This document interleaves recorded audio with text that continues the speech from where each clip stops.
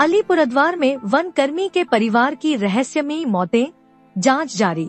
नमस्कार दर्शकों, अलीपुरद्वार जिले के मदारीहाट फॉरेस्ट रेंज कार्यालय परिसर के सरकारी आवास में वन विभाग के अस्थायी कर्मी विनोद उरांव, जो कि महावत पद पर तैनात हैं, उनकी 52 वर्षीय मां बेबी लोहार उरांव, 27 वर्षीय भाई रवि उरांव और 14 वर्षीय बेटे विवेक उरांव की अस्वाभाविक मृत्यु की घटना सामने आई है।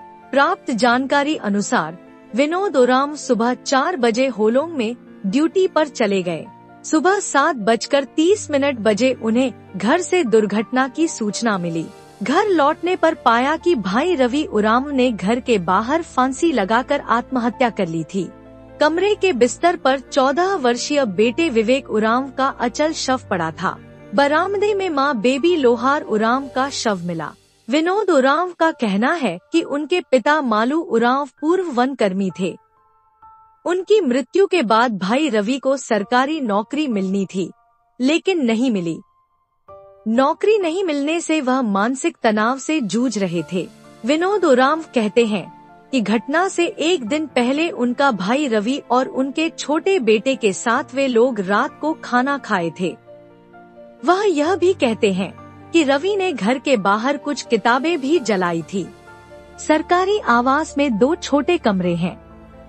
एक में विनोद उरांव, उनकी पत्नी पुष्पा उरांव और उनका छोटा बेटा सोया हुआ था।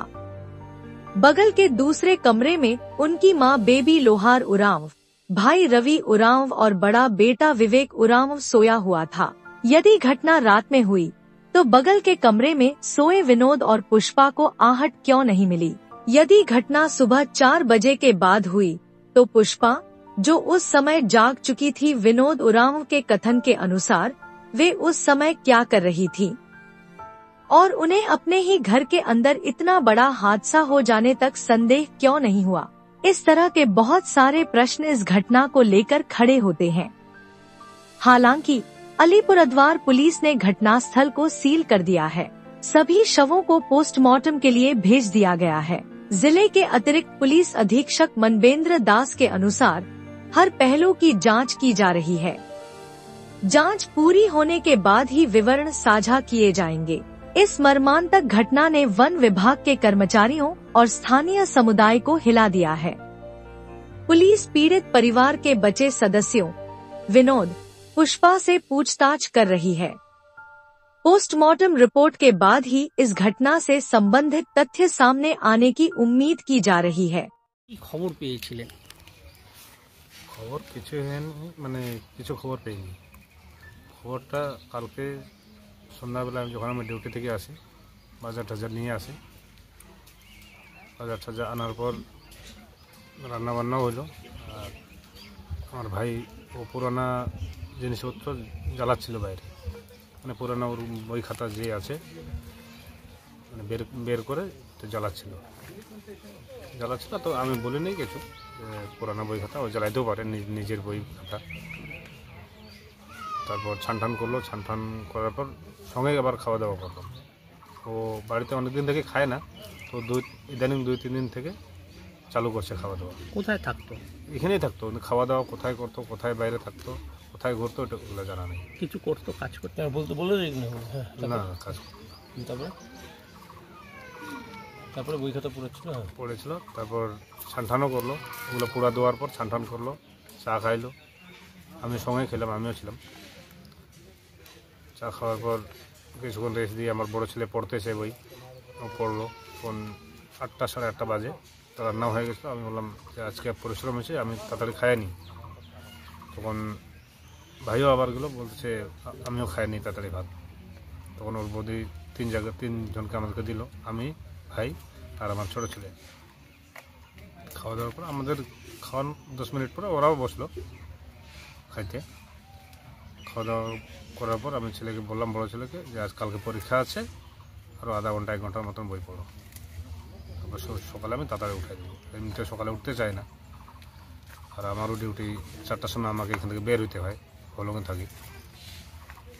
এখন ওই ছেলের পরীক্ষার জন্য এখানে আসতেছি, নাহলে আসি না ঘন ঘন, হলঙেই থাকি। তো এই বলে তো আমি সকালে উঠে 4টার সময় উঠছি, ডাক দেয়নি কাউকে, খালি আমার বউকে বললাম যে একটু পারলে চা করে দাও আমাকে। পরে তো আমি বাইরে বের হয়ে ব্রাশ ট্রাশ করলাম, ব্রাশ ট্রাশ করে চাও খাইলাম না, ছোটো ছেলে অত্যাচার করতেছিল, উঠে নেই, পরে ওইভাবে জল খেয়ে চলে বের হয়ে গেলাম। যাওয়ার পরে ওখানে আমি আমার যেটা কাজ ওটা করি, করার পর 4টা হাতে তো চলে গেলো, বললাম ঠিক আছে 4টা হাতে চলে গেলো যখন আমি যাবো না আজকে। আমি হাতে খুললাম, হলঙ্গে চলে গেলেন? হ্যাঁ হলঙ্গে চলে গেলাম, হাতে খুলে ওখানে সাইড করলাম, করার পর কলা ঠোলা টানাটানি করতেছি, তখনই বাড়ি থেকে ফোন গেল যে এই অবস্থা। কি অবস্থা? অবস্থা ঝুলা আছে ভাই, ঝুলন্ত দেহ। আমার ছেলে একদম পা হাত মানে বেঁকা করে উল্টা পাশে মুখ করে ইয়ে হয়ে আছে। কোথায়? মানে ঘরেই, বিছানার মধ্যে? বিছানার মধ্যে। কোন ছেলে? বড় ছেলে আমার। আচ্ছা, আর তারপরে মা ওদিকে পড়ে আসে, মাকে তো প্রথমে দেখেনি, মানে যতই হোক ছেলে পরীক্ষা দিতে যাবে, ছেলেকে তো আগে উঠাবে, ছেলেকে উঠাইতে গিয়ে এই অবস্থা, হাত পা বলে ঠান্ডা হয়ে গেছে। আমি বললাম, তবুও বললাম যে হাত পা গুলোতে তেল দিয়ে দেয়, বলতেছে একদম হাত কিছুই মানে জবান বন্ধ হয়ে গেছে ওর মারও। আমি বুঝে গেছি, তখন তাড়াহুড়া করে আমি এখান থেকে চলে আসলাম। আচ্ছা, মা কোথায় ছিল? মা আর একটা রুমে। আচ্ছা, টোটাল কয়টা রুম? রুম 2টা, ওটা পার্টিশনের মধ্যেই রুমে পড়ে আর কি। আচ্ছা, 2টা রুমে, পার্টিশন দিয়ে 2টা। একটাতে কে থাকতো? একটাতে আমরা থাকি, মানে আপনি আর আমার স্ত্রী। আর 2 ছেলে কোথায় ছিল কালকে? 2 ছোট ছেলে, ওটা তো আমাদের সঙ্গেই থাকে, আর বড় ছেলে ওর কাকুর সঙ্গে আরেকটা রুমে। আর মা সাইডে। অ্যাকচুয়ালি মা বিছানার মধ্যে ঘুমায়, মানে আমার ভাই ছেলের সঙ্গে। তো মা তো 2-3 দিনের জন্য আসে, তো ও বিছানার মধ্যে ঘুমায় আমার ছেলের সঙ্গে। তো কালকে কি হইলো, ভাই বিছানার মধ্যে শুয়েছে, ওখানে মাকে নিচে দিচ্ছে, মানে নিচে কাঠের মধ্যে, তাই তো? পাকার মধ্যে বিছায়। আচ্ছা, তারপরে মা ওখানেই পড়েছিল? ওইখানে পড়েছে, মানে কম্বল সম্বল ঢাকা দিয়ে। কি মনে হচ্ছে, কি হয়েছে? দেখে তো আমি আর বলার মতন আমার কিছুই থাকলো না এখানে। দেখে তো আমি, ভাই করেছে এটা সম্ভবত তো ভাইয়ে করেছে। কিভাবে, কোনো আঘাতের চিহ্ন আছে বা কিছু? গলায় বা মার মুখ দিয়ে ব্লাড বেরোছিল, ওখানে একটা এক্সট্রা বালিশও ছিল। এক্সট্রা বালিশ ছিল? এক্সট্রা বালিশ ছিল। ছেলের গায়ে তো কিছু ছিল না, এমনি এইভাবেই পড়েছিল। একটা গেঞ্জি পড়া ছিল, ওইখানে ব্লাড দেখলাম। গেঞ্জির মধ্যে। ছেলের বয়স কিরকম? 14 বছর। নাম কি? বিবেক উরাও। আর আপনার মায়ের নাম? বেবি লোহার উরাও। বেবি লোহার উরাও। ওনার বয়স? 52। আর আপনার ভাইয়ের নাম? রবি উরাও। ওনার বয়স? 27। ভাইয়ের সঙ্গে কি কোনো কোনো বিষয় নিয়ে ঝগড়াঝাটি বা এই ধরনের? না সেরকম ঝগড়াঝাটি নেই। আমাদের একটা বাড়ি করতেছি শালামণ্ডলে। কোথায়? শালামণ্ডল। আচ্ছা, এবার মাদারিয়ারই বলে শালামণ্ডল করতেছি। তো মাঝখানে কাজে গেছিলো, ওকে আমি বললাম সব কিছু তো হয়ে গেছে, আমারও ছাদের সময় লোন টোন ছিল, সব কিছু হয়ে গেছে, তুমি যাও, আর লেটারিংয়ের জন্য খালি কোনো রকম আমাদেরকে দিতে লাগবে না, লেটারিংয়ের জন্য তুমি কিছুদিন কাজ করো, এসে লেটারিংটা করো। আসলো কাজ থেকে 7-8 মাস পর। আসার পর হঠাৎ করে ওর যে চাকরির জন্য কাগজপত্র পাঠানো হয়েছিল, ওগুলো সব কলকাতা থেকে রিটার্ন আসছে। তখন আমাকে বলে হঠাৎ করে রিটার্ন আসলো, কীভাবে, কেন রিটার্নটা আসলো, তুই যাইস নাই? তা আমারও তো কাজ আছে, আমি তো কাজ ছেড়ে বারবার এক জায়গায় দৌড়ে যেতে পারবো না, আমারও ফ্যামিলি আছে। তো ওকে বললাম ঠিক আছে চল, আমি লোক দেখা দিয়েছি, তুই যাও ওখানে। আমি লোকও দেখা দিয়েছি, ও গেছিলো। যাওয়ার পর কাগজপত্র ওকে দিয়েছে, তারপরে তো অন্য একটা অর্ডার বের হয়ে গেল যে না, ওই হায়ারিং চলবে না, নতুন করে হায়ারিং করতে হবে। তখন সিসি অফিস শিলিগুড়ি, ওইখানে ইদানিং 1 মাস হইতেছে, 27 তারিখ হচ্ছে, ওইখানে গেলাম, হায়ারিং দিয়ে তো আসলাম। আসার পর কাগজপত্র আসলো ডিভিশনে, ওকেও ডাকছিল। তারপর কি ওইখানে বললো ডিভিশন থেকে, ঠিক আমার জানা নেই হবে কি হবে না, কি হবে, কেউ হয়তো অফিস থেকেও কিছু বলছে, হয়তো সেরকমও আঘাত ওকে লাগতে পারে যে এতদিন আর কতদিন দৌড়াবো, টাকা পয়সা বহুত খরচা করে ফেলেছে, উপর থেকে কাজ নেই, উপর থেকে আমাদের একটা কাজ, এতগুলা লোক, বাড়ি ঘর নেই, না সমস্যা। ও যেমন আমি সমস্যা ছিলাম, হয়তো বিয়ে করে নেই, কিন্তু ও আমার বরাবরের সমস্যায় ভুগতে ছিল আর কি, কাজ না পেয়ে। না, আপনার বাবার নাম কি ছিল? মালু উরাও। উনি কি করতেন? বিএস ছিল। বিএস বলতে না ফরেস্টে ছিল বিএস, মানে মাহুত ছিল। মাহুত করতো। তারপরে বিএস এর পুরো নামটা বলতে পারবেন? বনসুর। উনি কবে বয়স কি মানে 60 হয়নি তখন? না না, আচ্ছা, কত বছর হয়েছিল তখন মোটামুটি মনে আছে? হবে ওই 45। ওনার চাকরিটাই কি উনি আপনার ভাই পেতেন? ভাই বেল কি হয়েছিল তখন? হেয়ার মানে কাগজপত্র পাঠানো হয়েছিল, হয়েছিল। তারপরে সেটা ওটা অনেকদিন গেল, থাকলো এই হবে সেই হবে এই হবে সেই হবে, আমরা তো আর কিছু বলতে পারি না। যাকে জিজ্ঞাসা করি হয়ে যাচ্ছে হয়ে যাচ্ছে। হ্যাঁ হ্যাঁ। তখন ইদানিং মাঝখানিক আগে কাগজগুলো সব রিটার্ন আসছে, হবে না। কেন? এখন ওই হিয়ারিং, আগে যে হিয়ারিং নিয়েছিল ডাব্লিউ সাহেব ডিএফও, ওগুলো হিয়ারিং চলবে না। এখন সিসিএফ ডাইরেক্ট হিয়ারিং করবে। হ্যাঁ। তখন ঠিক আছে, ওরা কাগজ পাঠিয়ে দিল, বললো তোমরা রেডি থাকো, তোমাদের হিয়ারিং হবে সিসিএফ অফিস থেকে।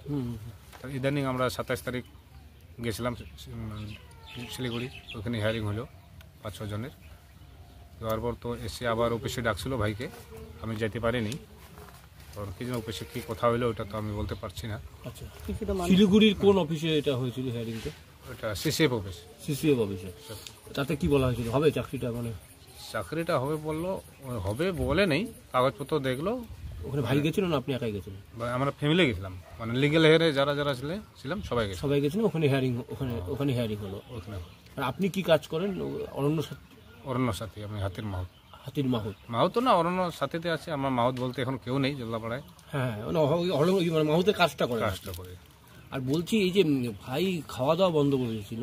খাওয়া দাওয়া মাঝে মাঝে বন্ধ করতো, মানে খেতো নাই। খেতো যখন এই সকালে উঠবে চলে যাবে, আবার সারাদিন কোথায় থাকবে কি করবে ওগুলো তো আমার পিছনে পিছনে তো একটা মানুষের যাওয়া সম্ভব না। তো আসতো কোনোদিন 10টা রাতে, কোনোদিন 12টা রাত্রে।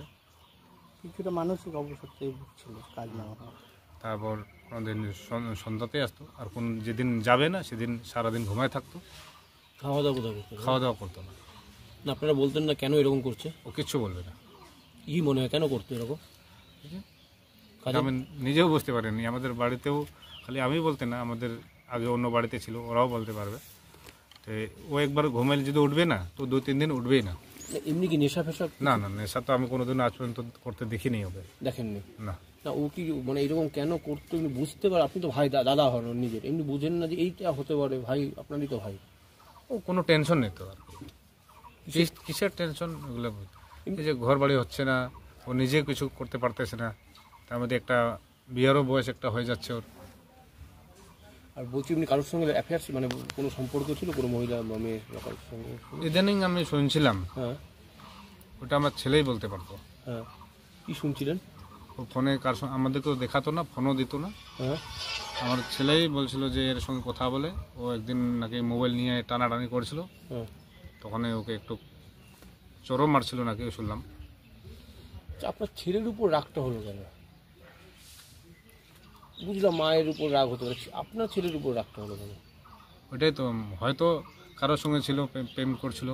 ওটাও হতে পারে যে ও বলে দেবো আমাদেরকে অমুক তমুক হ্যান ত্যান। মেয়েটাকে জানেন না? না, আমি তো আমার ছেলের মুখ থেকেই শুনছিলাম। মোবাইলটা কি পুলিশ সিজ করছে? মোবাইলটা তো বলতে পারতেছি না। আচ্ছা আচ্ছা আচ্ছা। আর আপনার স্ত্রীর নাম কি? পুষ্পা ওরাও। পুষ্পা, উনি এখানেই আছেন? হ্যাঁ। উনি এখানেই আছেন। উনি তখন মানে সকালবেলা আপনি হচ্ছে 4টার সময় উঠে গেলেন, তাই তো? হ্যাঁ। কালকে রাতে কখন ঘুমাতে গেলেন সবাই? আমি তো খাওয়া দাওয়া করার মোটামুটি পরে খাওয়া দাওয়া মোটামুটি 10টার মধ্যেই ঘুমিয়ে গেছি আমি। 10টার মধ্যে খাওয়া দাওয়া 9টার সময় হয়েছে?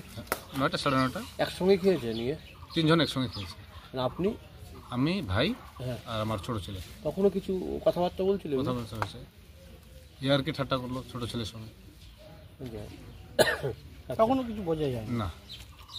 আচ্ছা আচ্ছা। আর আর এমনি আমি বুঝতেও ওকে চেষ্টা করি না, কেন বেশি বোঝাতে গেলেও অল্পটুকের মধ্যে রাগ হয়ে যেত। যেভাবে আছিস ওইভাবে থাক, হ্যাঁ রাগ ছিল? রাখছি। আর এই যে আপনি যে কি শালমণ্ডল না কি বললেন? শালমণ্ডল। শালমণ্ডল, ওখানে বাড়ি বানাচ্ছেন? বাড়ি কতটা হয়েছে বাড়ি? বাড়ি মোটামুটি হয়ে গেছে। এখন ল্যাট্রিন বাথরুম একটু হয়ে গেলে ঢোকা যাবে আর কি। বলছি দাদা, ওই উনি তখন কোথায় কাজ করতেন আপনি বললেন? যেমন ভুটান। হ্যাঁ, ভুটান। ভুটানে কি কাজ করতেন? মিস্ত্রি কাজ করতো। মানে সেটা কতদিন ধরে করেন?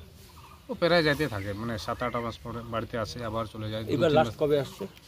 লাস্ট 2 মাস হচ্ছে। স্টিল নিও। হ্যাঁ, লাস্ট 2 মাস হচ্ছে। 2 মাস, তাই তো? 2 মাস ধরে ছিল।